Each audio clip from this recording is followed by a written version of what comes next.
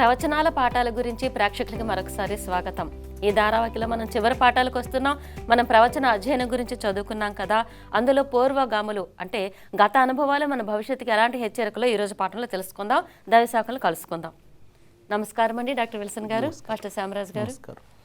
Doctor గారు, ఈరోజు 12వ పాఠంలో పూర్వగాములు అన్నారు, అంటే గత అనుభవాలు భవిష్యత్తుకి హెచ్చరికలు, దీని గురించి పరిచయం చేయండి. మనం షడ్రక్ మేషక్ అబేద్నెగో గురించి మాట్లాడినప్పుడు యవనస్తులు వాళ్ళ గురించి మన ఆలోచనలు ఏంటంటే వాళ్ళు మొండితనం ఏంటి, అంతగా పెద్ద ఆయన చెప్తున్నాడు కదా మొక్కమని చేయొచ్చు కదా అని ఈ సామాజిక కల్చరల్ సిస్టమ్ ప్రకారం సాంప్రదాయ పద్ధతులతో పెద్ద ఆయనంత గౌరవం లేదా ఇట్లా చెప్తూ ఉంటారు కొంతమంది. కానీ వాళ్ళు దేని కొరకు నిలబడ్డారు, ఏమై ఉన్నదనేది మనం జాగ్రత్తగా చూస్తే బైబిల్ ప్రకారం there involved in the great controversy, మహా గొప్ప సంఘర్షణలో ఎవరిది నిజము, ఎవరు ఓడిపోతారు, ఎవరు గెలుస్తారు, సత్యము అసత్యం అనేది ఏమై ఉన్నదనే దాంట్లో ఇది పెద్ద కార్యంలో వాళ్ళు నిమగ్నులు ఉన్నారు. ఏదో సింపుల్గా ఆ సమయంలో ఏదో తల వంచి ఆ సూలేసులు చెప్పులు సరి చేసుకుంటే సరిపోతుంది కదా, అట్లా కాదు. వాళ్ళు కావాలని వారు హెబ్రీలు యెహోవా దేవుని సేవించేవారని వాళ్ళు ఈ విధంగా ప్రకటన గ్రంథం 13వ అధ్యాయంలో కూడాను మరి క్రూర మృగం యొక్క క్రియలు ఎలాంటి ఒత్తిళ్లు తీసుకొస్తాయి, ఏ విధంగా మోసము చేయడానికి ప్రయత్నిస్తారు, ఎలాంటి పన్నాగాలు పన్నుతారు, విశ్వాసులను ఏ విధంగా హింసించనే ఉన్నారని ఆ క్రూర మృగం గురించి 13వ అధ్యాయం ప్రకటన గ్రంథంలో బాగా రాయబడి ఉన్నది. ఆఖరి రోజుల్లో దేవుని తరపున ఉన్న వాళ్ళందరికీ కూడాను పిరికి వాళ్ళైతే గెలవలేము, విశ్వాసం దృఢపరచుకొని ధైర్యం కలిగి ఉన్నట్లయితే ఖచ్చితంగా వాళ్ళకి మనశ్శాంతి సంతోషం అంటూ ఉంటుంది. ఆ ధైర్యాన్ని తగినట్లుగా దేవుడు వారిని ఖచ్చితంగా చేపట్టి నడిపిస్తాడు. నేను విడువను ఎడబాయను అని దేవుడు ఎప్పుడు కూడాను చెప్పాడు. ఎప్పుడు కూడాను పరలోకం నుంచి క్రిందకు దూత దిగి వచ్చి మానవుడికి ఏదో వర్తమానం ఇవ్వాలనుకున్నప్పుడు మొట్టమొదటి పలికి ఏంటంటే భయపడకము. భయపడకం అన్నమాట. భయపడకం అన్న మాట ఏంటంటే మీరు ధైర్యంగా ఉండండి, మీ తరపున నేను ఉన్నాను. పరలోక రాయబారి ఒక పరలోకపు దూత అసిరియా సైన్యాన్ని లక్షల మందిని చంపేశాడు. అర్థమవుతుందండి. దేవుడు సర్వశక్తివంతుడు కాబట్టి మనం మాత్రం ఏ విషయంలో భయపడని అవసరం లేదు. మనం ఆ భయం అనేది తీసివేసినట్లు మీ హృదయాన్ని ఎందుకు కలవరపడనీయకుడి అని మాట 14వ అధ్యాయంలో ఉన్నది. యేసుక్రీస్తు వారు చెప్పిన మాటలో అదనమాట.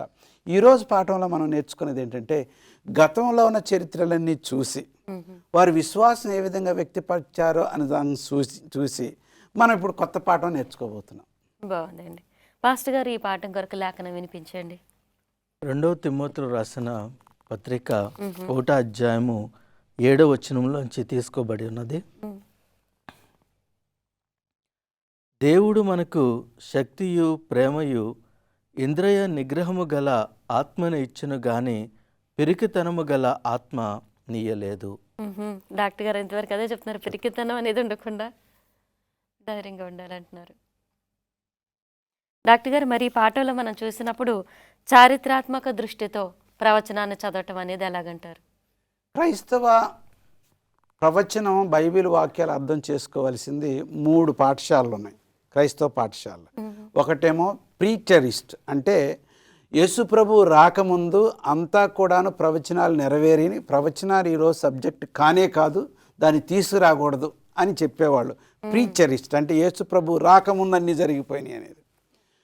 కొంతమంది ఏమో ఫ్యూచరిస్ట్ అంటే ఆఖరి కాలంలో కష్టకాలం వచ్చినప్పుడు ప్రవచనాలన్నీ అప్పుడు నెరవేరుతాయి, ఇప్పుడు మాత్రం మనం వాటిని పట్టించుకోకూడదు, ఆ సబ్జెక్టే మనకు అవసరం లేదని చెప్పేవాళ్ళు. ఫ్యూచర్ అంటే భవిష్యత్ కాలంలో జరగదని. మనము బైబిల్ అంతా చెప్పేది ఏంటంటే హిస్టారిసిస్ట్ అంటే క్రమక్రమంగా జరుగుతున్నాయి. ఈ కార్యం తర్వాత ఈ కార్యం తర్వాత ప్రోగ్రెసివ్, మన తెలుగులో ఏమంటే పురోగతి అంటే ఈ కార్యం జరిగింది. ఉదాహరణకి దానియేలు 2వ అధ్యాయం మనం ఎక్కడా కానీ ప్రసంగాలు చెప్పినప్పుడు దేవుడు చరిత్రలో పనిచేస్తున్నాడు అని చెప్పడానికి దానియేలు 2వ అధ్యాయం చెప్తాం. 2వ అధ్యాయంలో ఏమని రాయబడి ఉన్నది? మొట్టమొదట అది దానియేలుకు వచ్చిన దర్శనంలో అది నెబుకద్నెజరు బబిలోను కాలం కాబట్టి నెబుకద్నెజరు సామ్రాజ్యం బంగారానికి పోల్చబడి ఉన్నది. ఆ తర్వాత ఆయన తర్వాత వచ్చిన సామ్రాజ్యం వెండికి పోల్చబడి ఉన్నది, మాదీ పార్సేలు. ఆ తర్వాత బ్రాంజ్ ఇత్తడికి పోల్చబడి ఉన్నది మరి యొక్క గ్రీక్ సామ్రాజ్యం, అలెగ్జాండర్ చక్రవర్తి వచ్చినది. తర్వాత ఇనుముకు పోల్చబడి ఉన్నది రోమా సామ్రాజ్యం. తర్వాత ఐరోపా దేశాల తర్వాత ఇప్పుడు మనందరం కూడాను ఉన్నాము. ఇదంతా కూడాను ప్రోగ్రెసివ్, ఒకదాని తర్వాత ఒకటి జరిగింది, ఒక రాజ్యం తర్వాత ఒక రాజ్యం వచ్చినది.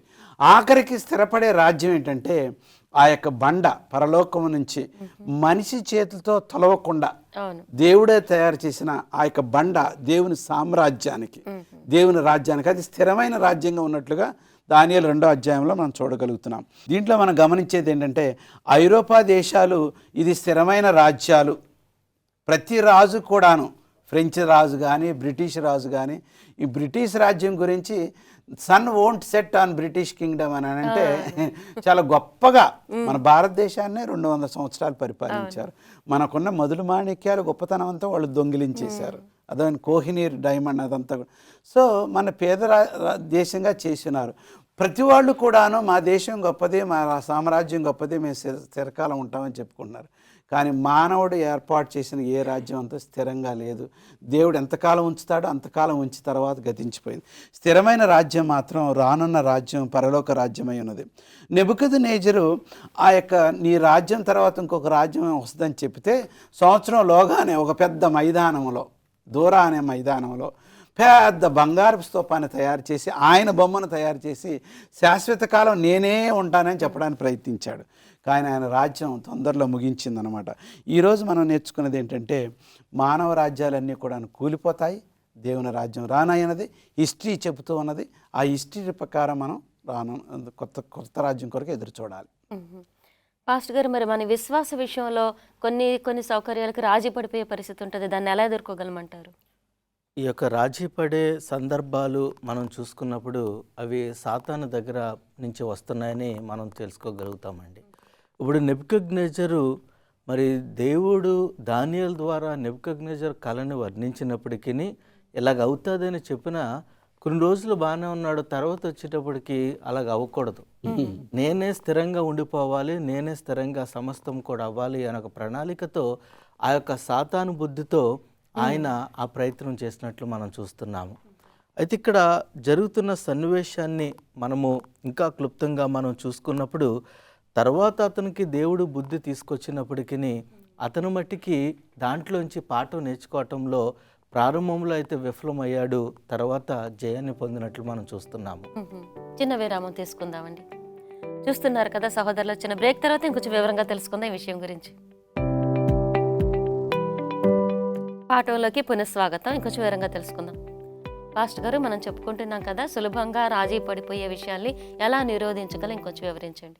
ఇక్కడ మనం చూస్తున్నప్పుడు మరి నెబుకద్నెజరు ఎప్పుడైతే ఇంకా బలవంతంగా ఒక విగ్రహంను పెడతాం జరిగిందో అక్కడున్న ప్రతి ఒక్కరిని కూడా, అంటే ఆ సామాన్యులను కాదు, మరి ఆ యొక్క మంత్రులుగా పనిచేస్తూ వేరే వేరే ప్రాంతాలకు వాళ్ళు గవర్నర్స్గా ఉన్న వాళ్ళందరూ కూడా పిలిపించినట్లు చూస్తున్నాము. దాంట్లో మరి షడ్రకు మేషకు అబేద్నెగోను కూడా పిలిచినప్పుడు వారు వాస్తవానికి మరి ఇందాక సార్ చెప్పిన రీతిగా ఏదో కిందకు వంగటమో లేకపోతే కనపడకుండా కింద కూర్చున్నట్టమో ఏదో ఒక నటన వారు చేస్తుంటే వారు తప్పించేసుకోగలుగుతారు. కానీ అలా చేయకుండా వారికి తెలుసు ఇక నటించే పరిస్థితి కాదు, ఇది నిలబడవలసి వస్తే దేవుని కోసమే నిలబడాలి, మేము రాజీ పడని వారము. ఎందుకంటే అక్కడ మాంసాహారం తినవలసి వచ్చినప్పుడు కూడా నపుంసకుడితో మాట్లాడుతున్నాడు, లీడర్తో మాట్లాడుతూ ఇదిగో మేము తినమని చెప్పినప్పుడు రాజుగారు నన్ను చంపేస్తారు, మీరు తినొద్దని చెప్తే సరే మేము తిన్నామని చెప్పమనలేదు, మేము తిన్నామని చెప్పలే, మేము అదే చెప్తామనలేదు, రాజుకి రాలేదు వాళ్ళు ఖచ్చితంగా మేము తినం, నువ్వు మాకు ఇది పెట్టావని ఆ రాజుగారు కూడా చెప్పమని వాళ్ళు నిలబడిపోయారు, పరీక్షించమని సవాలు చేశారు. అలాగే దానియేలు 3వ అధ్యాయము 17వ వచనంలోకి వచ్చేటప్పటికి వారు ఏమంటున్నారో చాలా చక్కని మాటలు మనం చూడగలుగుతాం. మేము సేవించుచున్న దేవుడు మండుచున్న వేడిమిగల ఈ అగ్నిగుండములో నుండి మమ్మను తప్పించి రక్షించుటకు సమర్థుడు, మరియు నీ వశమున పడకుండా ఆయన మమ్మను రక్షించును, ఒకవేళ ఆయన రక్షింపకపోయినను రాజా, అంటే ఇక్కడ మనం చూస్తున్నప్పుడు ఆయన రక్షించకపోయినా పర్వాలేదు, మమ్మల్ని సమర్థుడు ఏమైనా పర్వాలేదు, కానీ మేము మట్టికి మీ దేవతలకు లేకపోతే మీ విగ్రహాలకు మొక్కమని వారు ఖచ్చితంగా ఖండితంగా చెప్పినట్లు మనం చూస్తున్నాం. అంటే మనకి ఇక్కడ అవకాశాలు ఉన్నా రాజీ పడకుండా ఉన్న జీవితం దేవుడు మన దగ్గర నుంచి కోరుకుంటున్నాడు. చాలా గొప్ప విషయం అండి. ఆ చిన్న చిన్న విషయాలు ఏదైనా అవును. మనం అనుకోవచ్చు ఇది తప్పించుకోవటానికి మార్గం దేవుడు ఇచ్చాడు అనుకుంటాం, కానీ దేవుడు ఎప్పుడు కూడా దొంగదారిలో రమ్మని అడగలేదు. ఎప్పుడు కూడా ఖచ్చితంగా ఆయన నిష్టగా ఉండండి, నేను మీకు తోడుగా ఉంటాను, ఇబ్బంది అయినా నీకు సహాయం చేస్తానని దేవుడు చెప్పాడు. చాలా మంచిది. అందుకే పిరికితనము గల ఆత్మని ఇయ్యలేదు. మీరు అన్నట్టు వాళ్ళు మాంసం తినేసామని చెప్పేయమని చెప్పలేదు, తినలేదని నిలబడ్డారు. బాగుంది డాక్టర్ గారు. మరి బబులోనులో ఈ పితరులు ఉన్న కాలంలో ఆజ్ఞల విషయంలో వాళ్ళు ఏ పక్షాన ఉండాలి అనే సంఘటనలో వాళ్ళు ఎలా ఉన్నారు, మనం ఏం నేర్చుకోవాలంటారు? ఇది చాలా ప్రాముఖ్యమైనది. ప్రతి దానియేలు గ్రంథం మొదటి నుంచి 6 అధ్యాయాలు చదివితే ప్రతిదీ కూడాను దేవుని తరపున దేవుని బిడ్డలు ఉంటారు, శోధన వస్తుంది ఆ పరిస్థితులను బట్టి, మరి ఆఖరికి దేవుడే గెలుస్తాడు. మొదటి అధ్యాయము బబిలోను రాజు వస్తాడు, యెరూషలేము దేవుని బిడ్డలను వాళ్ళ ప్రజల్ని తీసుకెళ్ళిపోతాడు, ఆఖరికి దేవుడే అక్కడ స్థిరపరుస్తాడు. అట్లా 2వ అధ్యాయం చరిత్ర, 3వ అధ్యాయం పరీక్ష, 4వ అధ్యాయం. ఈ విధంగా మనం చూసినట్లయితే దేవుని యొక్క మహా గొప్ప పోరాటంలో ముందు లోకము గెలిచినట్లుగా సాతానుడు గెలిచినట్లుగా అనిపిస్తుంది, కానీ ఆఖరికి గెలిచేవారు దేవునై ఉంటాడు. ఇక్కడ మనం చూసుకున్నట్లయితే దేవుడి ఆజ్ఞ విగ్రహారాధన చేయకూడదు. ఇప్పుడు నెబుకద్నెజరేమో నువ్వు ఖచ్చితంగా ప్రతిమకు మొక్కాలి, మొక్కకపోయినట్లయితే కనపడుతుంది ఆ పని ఏంటో, ఆ యొక్క అగ్నిగుండంలో పడివేయాలి. మరి ఎందుకు ఈ విధంగా అంత జ్ఞానులై ఉండి, వాళ్ళు జ్ఞానులు అసలైతే జ్ఞానులై ఉండి ఆ సమయాన్ని ఎందుకు నిలబడ్డారు అని అంటే, ఈ లోకంలో మనం జీవించిన మనకు కూడాను మానవుడు చేసిన ఆజ్ఞలన్నీ కూడాను వచ్చినప్పుడు పాటించాల, పన్ను చెల్లించాలా, సహాయం చేయాల, సమాజంలో మరి అన్ని సిద్ధాంతాలు అన్ని రూల్స్ పాటించాలి. కానీ ఎప్పుడైతే రూల్స్ అనేవి మన దేవునికి వ్యతిరేకంగా ఉంటుందో అప్పుడు మాత్రం మనము దేవుని తరపున నిలబడాలని దేవుడు కోరుచున్నాడు. రోమా 1వ అధ్యాయం 18 నుంచి 25 వరకు అన్య దేవతల గురించి, వాళ్ళ పూజల గురించి మాట్లాడుతున్నప్పుడు, వాళ్ళ యొక్క కార్యక్రమాల గురించి మాట్లాడుతున్నప్పుడు దేవుని ఉగ్రత వారిపై ఉండనై ఉన్నదని రోమా గ్రంథం 1వ అధ్యాయంలో మరి 18 నుంచి 25 వరకు మనం చూడగలుగుతున్నాం. ఇట్లాగా ఈ యొక్క వీరు ఆఖరికి వాళ్ళ ఉద్యోగం గురించి రాలేదు పరీక్ష, వాళ్ళ యొక్క ఉండటం తినటం దానికి రాయలేదు, ఇక్కడ వర్షిప్ గురించి వచ్చింది. ఇది చాలా ప్రాముఖ్యమైనది. షడ్రక్ మేషక్ అబేద్నెగో ఎవరిని నువ్వు పూజిస్తావు, ఆఖరి రోజుల్లో వచ్చేది కూడా అదే. నువ్వు ఎవరిని పూజిస్తావు, ఏ దినాన్ని పూజిస్తావు, ఎట్లా పూజిస్తావు. ఏ దినాన్ని పూజించాలా, దేవుడు చెప్పిన సమయాన్నే పూజించాలా. ఎలా పూజించాలా, ఆత్మతో సత్యంతో పూజించాలి. ఎవరిని పూజించాలా, సృష్టికర్తనే పూజించాలా. ఇక్కడ ఈ సమస్య వచ్చింది కాబట్టి వాళ్ళు మేము సృష్టికర్తనే పూజిస్తాము, మేము విగ్రహారాధన పూజించమని చెప్పారు. ఇది ఆఖరి రోజుల్లో ఇదే మరలా జరగనన్నది కాబట్టి ఇది మనకి ఇప్పుడు సిద్ధపాటుగా హెచ్చరికగా దేవుడు మనకి ఇచ్చి ఉన్నాడు. బాగుందండి పాస్టర్ గారు. మరి ఇప్పుడు వాళ్ళు నిలబడినట్లుగా మరణకరమైన పరిస్థితుల్లో కూడా మనం క్రీస్తునే అనుసరించటం ఎలా నేర్చుకోగలమంటారు? ఇక్కడ మనం చూస్తున్నప్పుడు మనము ఆ రీతిగా నిలబడాలి అని అనుకుంటే ఫస్ట్ వాక్యంతో మనం నింపబడాలండి. వాక్యంతోనూ విశ్వాసంతో మనం నింపగలగబడితేనే మనకి సాధ్యమవుతుంది. ఎందుకంటే పాత నిబంధన గ్రంథంలో కూడా అనేకమైనది, ఈ యొక్క సన్నివేశమే కాదు, దేవుని కోసం నిలబడిన వాళ్ళందరూ కూడా ఏ రీతిగా రక్షించబడ్డారు, ఎలాగ వాళ్ళు బలమును పొందారు అన్నది కూడా మనం చూడగలుగుతూ ఉంటాము. ఎందుకంటే ఒకరోజు మనము కొన్ని సన్నివేశాలు మనము కొత్త నిబంధన గ్రంథానికి వచ్చేటప్పుడు కూడా ప్రారంభంలో క్రైస్తవ సంఘం కూడా పాత నిబంధన గ్రంథంలో ఎలాగైతే హింసలు పాలయ్యారో నీతిమంతులు, సంఘము కూడా ఆ హింసలలోకి శ్రమలలోంచి ముందుకు వెళ్తున్నప్పుడు దాంట్లోంచి శేషించబడిన వారు లేకపోతే నీతిమంతులను దేవుడు బయటకు తీసుకొచ్చినట్లు మనం చూస్తున్నాము. అంటే వారు నిలబడగలిగే శక్తిని వారు పొందగలిగి ఉన్నారు. ఒక ఉదాహరణ మనం చూసుకున్నప్పుడు పేతురు జీవితంలో అపోస్తల కార్యములు 12వ అధ్యాయం 1 నుంచి 17 వచనాలు, అప్పుడే యాకోబుని వారు మరి రాజుగారు హేరోదు చంపేయటం జరిగి పేతుర్ని నెక్స్ట్ ఇంకా నేను చంపగలిగితే మరి నాకు మంచి పేరు వస్తుంది, యూదులందరూ మెచ్చుకుంటారు అన్న ఆలోచనతో అతను ఉన్నాడు. ఎప్పుడైతే పేతురుని పట్టుకుని సరసాలలో వేశారో మరి ఆ రాత్రివేళ సమయంలో పేతురును దేవుని యొక్క దూత వచ్చి లేపటము, మరొక పక్కన చూసుకున్నప్పుడు సంఘమంతా కూడా కూడుకుని ఆసక్తితో ప్రార్థన చేయటము అన్నది మనం చూస్తున్నాం. అంటే మన శ్రమలు వెళ్తున్నప్పుడు, కష్టాలు వస్తున్నప్పుడు మనం నిలబడాలంటే, లేకపోతే పిరికితేలాగా నా ఆత్మ కాకుండా ధైర్యముగా మనం ముందుకు వెళ్ళాలంటే ప్రార్థన శక్తి అనేది చాలా ప్రాముఖ్యము. ఇంకొక విషయము మనం ఇక్కడ తెలుసుకోవాల్సింది ఏంటంటే, ఒకవేళ ఇలాగా చావు వరకు కూడా మనం వచ్చినప్పుడు ఆ సమయంలో మనం దేవుని ద్వారా తప్పించుకున్న చిరకాలం కూడా దేవుడు తప్పిస్తాడు అనుకోకూడదు మనం. ఎందుకంటే ఎక్కడి వరకు దేవుడు లిమిట్ పెట్టాడో, ఈ రోజు నన్ను ఉపయోగించుకుంటారు, రేపు మిమ్మల్ని, ఎల్లుండి వేరే వాళ్ళు. అది మనం ఎప్పుడు కూడా జ్ఞాపకం చేసుకుని ఈరోజు చేశాడు కాబట్టి రేపు కూడా నేను అదే పరిస్థితిలోకి వెళ్తాను అని మనం ఎప్పుడు అనుకోకూడదు.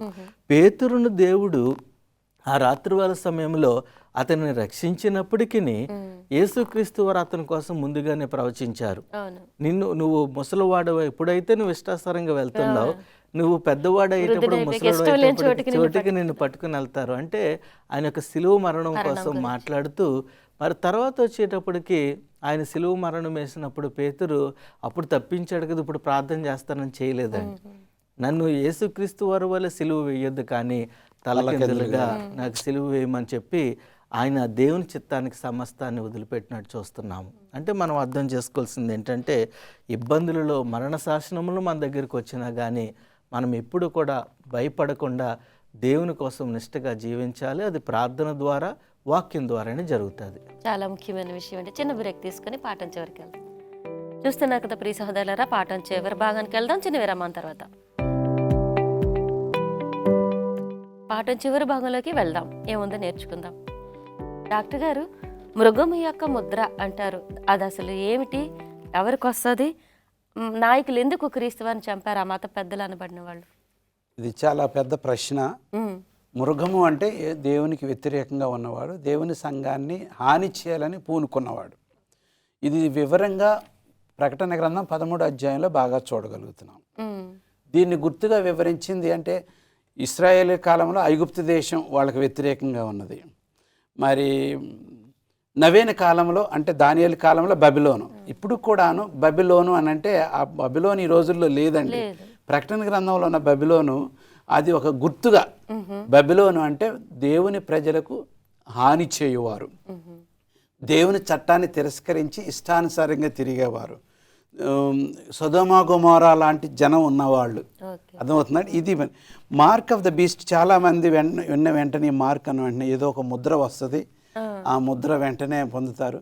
ఇది ముద్ర అంటే మామూలు ముద్ర అంటే ఏదో ఉత్తరాల మీద వేసే ముద్ర లాంటిది కాదండి. ఇది దేవునికి విధేయతగా ఉన్నావా, సృష్టికర్తనే పూజిస్తున్నావా, ఆయన ఇచ్చిన సద్గుణాలను పాటిస్తున్నావా లేదా, అది లేకపోతే దేవుని తిరస్కరించిన ముద్ర అంటే మృగము ముద్ర. ప్రపంచ విధానంలో నడిచేవాళ్ళు, ఇష్టానుసారంగా నడిచేవాళ్ళు, విశాలమైన మార్గంలో ఉన్నవాళ్ళు. ఈ రెండింటి మధ్యన మనం చేసుకున్నది ఏంటంటే ముఖ్యమైనది ప్రార్థన, ధ్యానము, వర్షిప్. ఎవరిని ప్రార్థిస్తున్నామనేది, మనం మృగాన్ని ప్రార్థిస్తున్నామా లేకపోతే మరి సృష్టికర్తను పూజిస్తున్నామనేది ఆఖరి రోజుల్లో నిజమైన పరీక్ష. ఇంకా వేరే దాని మీద ఎక్కువగా ఉండదు, కానీ ఖచ్చితంగా ఎవరిని పూజిస్తున్నావు, ఎలా ఇంతకంటే ముందు మనం చెప్పుకున్నాం. ముఖ్యంగా ఆఖరి రోజుల్లో 2-3 సిద్ధాంతాలు, నమ్మకాలు, సత్యాల మీద ఈ యొక్క పోరాటము, మన తీర్మానము, మనం దేనిని ఎంపిక చేసుకుంటున్నామని నిలబడాలి. మొట్టమొదటిది సబ్బాత్ అనేది. ఆఖరి రోజుల్లో సూర్య ప్రార్థన గొప్పదా లేకపోతే సూర్యుని సృష్టించిన సృష్టికర్త ప్రార్థన ముఖ్యమా? మానవుడు చనిపోయిన తర్వాత ఏమీ తెలియదు ఆయనకి బైబిల్ వాక్య ప్రకారం, కానీ ఆయన పరలోకం వెళతాడు. ఆత్మలతో మాట్లాడటం అనేది పడిపోయిన దూతలు ప్రేరేపణతో అనేకమైన సూచక్రియలు చేసి అద్భుతాలు చేసి చనిపోయిన వారిని కూడా లేపుతారు. ఇలాంటి కార్యక్రమాలు ఆఖరి రోజుల్లో ఎవరిలో జరుగుద్దంటే మృగముతో ఉన్నవారు, అనగా బబిలోనులో ఉన్న వాళ్ళతో జరగనై ఉన్నది. మనం ఎవరిని వెంబడిస్తామనేది చాలా ప్రాముఖ్యమైనది. మత నాయకులు యేసుప్రభు వారిని ఎందుకు చంపడానికి పూనుకున్నారు అని అంటే, వాళ్ళ మతం అంతా కూడాను ఆచార పద్ధతులతో ఉన్నది. దేవుని యొక్క నీతి సూత్రాల మీద పునాది వేయబడలేదు. మరి దేవుని యొక్క ధర్మశాస్త్రాన్ని పెడచెవు పెట్టి ఉన్నారు. వాళ్ళు ఎప్పుడు కూడాను ఆచార ధర్మశాస్త్రంలో ఉన్నారు. వాళ్ళు బలి అర్పణలు చేస్తున్నారు, కానీ ఏదో పని రూపంలోనే చేస్తున్నారు, కానీ ఆత్మతో మార్పు అనేది లేదు. అందుకోసం ఆచార కార్యక్రమం, ఆచార పద్ధతులు, ఆచార మతంలో ఉండిపోయి ఉన్నారు.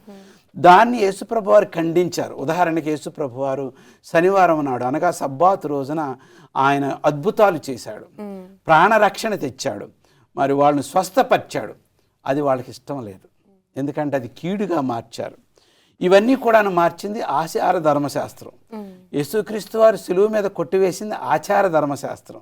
అనగా ముఖ్యంగా ఆచార ధర్మశాస్త్రమే కాదు కానీ సెరిమోనియల్ అంటే ఈ యొక్క గొర్రెపిల్లను తీసుకురావటం, దాన్ని వధించటం, ఇవన్నీ కూడాను. మత్తయి సువార్త 12వ అధ్యాయంలో మరి ఒక ఆయన పక్షవాయువుతో వచ్చారు సబ్బాతు రోజున. మత్తయి సువార్త 12వ అధ్యాయంలో ఎప్పుడైతే ఆయన బాగు చేశారో అది సబ్బాతు రోజున కాబట్టి వెంటనే ఫరిసీయులందరూ వచ్చి నువ్వు సాతాను నుంచి పుట్టుకొచ్చావు, అందుకోసం ఈ సాతాను క్రియలు చేస్తున్నావు. స్వస్థపరచడం అనేది సాతానుడి క్రియ కాదు, సృష్టికర్త క్రియ అని తర్వాత యేసుప్రభు వారు వర్ణించి చెప్పి ఉన్నాడు. మనకు ఆఖరి రోజుల్లో ఇలాంటి ఆచారాల్లో పాల్గొనకపోయినట్లయితే మనం దేవుని తరపు కాదు సాతాను తరపు ఉన్నామని మన చెప్పించి మనకు మీద మరణశిక్ష వస్తుంది. కాబట్టి ముందుగానే ఈ క్రియలన్నీ కూడా వివరించి చెప్పబడి ఉన్నాయి. బాగుందండి, చాలా వివరించే చెప్పారు అదంతా కూడా. పాస్టర్ గారు, ఇంకా ఈ గత అనుభవాలు, భవిష్యత్తుకి హెచ్చరికలు, ఇందులో మనం తెలుసుకోవాల్సింది ఏమైనా ఉంటే చెప్పండి. ఈ యొక్క గత అనుభవాలన్నీ కూడా అది క్రైస్తవ జీవితంలోనే కాదు, ఏ జీవితంలో కూడా మనం చూసుకున్నా కానీ దేవుడు భవిష్యత్తులో వాటి మీద తీర్మానం తీసుకోవటానికి మనకు ఆస్కారంగా ఉంటుందని మనం చూడగలుగుతున్నాం. అంటే పాతది అలా జరిగింది, మరి తర్వాత కూడా అదే రీతిగా జరుగుతుందని కాదు. అలాంటి సన్నివేశాలు వచ్చినప్పుడు మనం ఏం చేయగలుగుతాము అన్నది మనం తెలుసుకోగలుగుతాం. ఇక్కడ మనం చూస్తున్నప్పుడు మనకు కొద్దిగా ముందుకు వెళ్తున్న సమయంలో ఎక్కువగా దేవుని యొక్క దూతల కోసము మనకి వర్ణించి రాస్తున్నట్లు మనం చూస్తున్నాం. గొప్పతనం ఏంటంటే ఆది కాండము నుంచి ప్రకటన గ్రంథం వరకు కూడా దేవుడు ఒక శక్తివంతుడిగా ఉన్నప్పటికీ తన యొక్క దూతలను దేవుడు మన యొక్క పరిచర్యకు ఉపయోగిస్తున్నట్లు మనం చూస్తున్నాం. మన యొక్క పరిచర్య అంటే సువార్తను ప్రకటించే పరిచర్య కాదు, సువార్త ప్రకటించే పరిచర్య ధర్మం మనకే ఇచ్చాడు దేవుడు. దేవుని యొక్క దూతలు కూడా తొంగు చూస్తున్నాయని మనం ఉత్తరాలలో మనం చూడగలుగుతూ ఉంటాము. అయితే ఇక్కడ మన పరిచర్య వాటికి ఇవ్వటం అంటే మనల్ని కాపాడటము, మనం చేస్తున్న విషయాలను గమనించటము, లేకపోతే మన యొక్క గ్రంథాల్లో మన యొక్క జీవిత చరిత్రలను రాయటము, ఇవన్నీ కూడా మనం చూస్తాము. అందుకనే సాతాను యేసుక్రీస్తు వారిని శోధిస్తున్నప్పుడు మరి అతను దూకేమని పైనుంచి చెప్తున్నప్పుడు తన దూతలకు ఆజ్ఞాపిస్తానన్నాడు కదా అని సాతాను కూడా సన్నివేశాన్ని తీసుకుని చేస్తున్నట్లు మనం చూస్తున్నాం. అయితే గొప్పతనం ఏంటంటే బైబిల్ ఆది కాండం నుంచి ప్రకటన గ్రంథం వరకు కూడా దేవుని యొక్క దూతలు మానవాళికి సహాయం చేయటంలో అనేకమైన పాత్రలు వహించినట్లు మనం చూస్తున్నాము. ఇక్కడ ఎలీషా దగ్గర కూడా చూసుకున్నప్పుడు తన తర్వాత గెహజీ భయపడుతూ ఉంటున్న సమయంలో మరి కళ్ళు తెరవమని చెప్పినప్పుడు అక్కడ అన్ని కూడా దేవుని యొక్క దూతలు ఆవరించి ఉండటం కూడా మనం చూస్తున్నాం. అయితే మనం ఇక్కడ అర్థం చేసుకోగలుగుతుంది ఏంటంటే మనము ఈ యొక్క జీవితంలో దేవునికి మంచిగా జీవించి నీతిమంతులుగా మనం తీర్చబడుతున్న సమయంలో మనకు దేవుని యొక్క కాపుదల ఎలాగైతే ఉందో ఆ కాపుదల ద్వారా దేవుని యొక్క దూతలు కూడా మనకి పరిచర్యలో ఉన్నట్లు మనం గమనించుకోవాలి. ఎప్పుడు కూడా దేవుడు తన యొక్క బిడ్డలను మరి ఎవ్వరి సహాయం లేకుండా విడిచిపెట్టేవాడు కాదు. దానియేలు విషయంలో కూడా చూసుకున్నప్పుడు దేవుడు దూతను పంపించడము జరుగుతుంది. కనుక మనం ఎప్పుడు కూడా దేవుని మీద ఆధారపడి ఆయన యొక్క సహాయమును పొందుతూ భవిష్యత్తులో మనం పరలోక రాజ్యానికి వారసులుగా ఉండటానికి మనం ఉండాలని మనం తెలుసుకోగలుగుతున్నాం. చాలా బాగా చెప్పారండి, చాలా విలువైన పాఠం. చాలా ధన్యవాదాలండి. నమస్తే. తెలుసుకున్నాం కదా ప్రియ సహోదరులారా, గత అనుభవాలు, భవిష్యత్తుకి హెచ్చరికలు, పూర్వగాములందరూ ఏం ఎదుర్కొన్నారో అవే కాకపోయినా అలాంటి పరిస్థితులు అంత తీవ్రమైనవి మన జీవితంలో కూడా ఎదురవబోతుంటాయి. వాటిని తట్టుకోగలగటానికి ఈ వాక్యము, ప్రార్థన ఇవన్నీ మనకు అవసరమై ఉన్నాయి. వచ్చే వారం పాఠంతో మనం చివరలోకి వెళ్తున్నాము. ముగింపు చిత్రపటాలు. అంతవరకు ఈ పాఠాలు చూడండి, లైక్ చేయండి, షేర్ చేయండి. క్రీస్తు వాక్యాన్ని మీలో ఫలింప చేయనియండి. క్రీస్తు నామములో మీకు